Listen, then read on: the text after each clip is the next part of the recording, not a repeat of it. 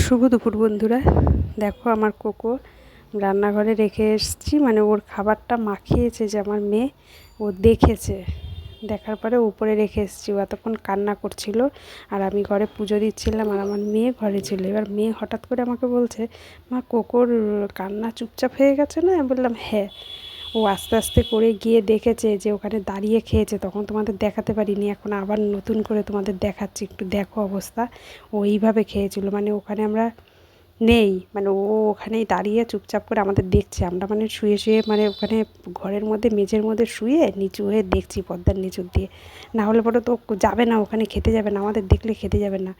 দেখো এবার আস্তে আস্তে করে ও কীভাবে খেয়েছে তখন। দেখো এবার দেখো নিজে হাত দিয়ে টানবে, বা হাত দিয়ে টানলো প্লেটটাকে টেনে, তারপরে দেখো খাচ্ছে। ওখানে ভাত আছে, ও দেখেছে ওখানে। আমি ভেবেছি যে ঠিক আছে, ওই মাখিয়ে ঝাঁকিয়ে মেয়ে রেখে আসুক, আমরা একবারে আমি পুজো টুজো দিয়ে ওকে খেতে দিয়ে তারপরে আমরা নিজেরা খেতে বসবো।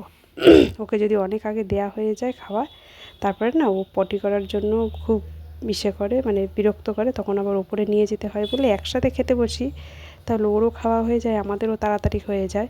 তারপরে ওপরে আমরা আমি নিয়ে যেতে পারি বা মেয়ে নিয়ে যেতে পারে, যার আগে হয় সে নিয়ে যেতে পারে, আর না হলে সমস্যা হয় বলে তাই তাই ওপরে রেখেছি। দেখো ওর আর তর্স হয়নি, অর্থাৎ সকালে খেয়েছে, খিদে পেয়েছে মনে হয়, দেখেছে কেউ নেই, চোরের মতো চুরি করে খাচ্ছে। আমার কোক আবার দেখছে, আমাদেরকে দেখছে যে আমরা দেখছি কি না।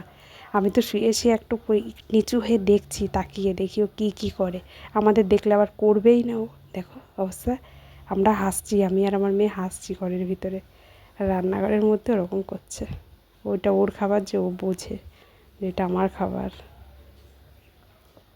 এখন ওইখানে একটা সে আমাদের টেবিল মতন আছে, ওর তলায় গিয়ে চুপ করে শুয়ে থাকবে।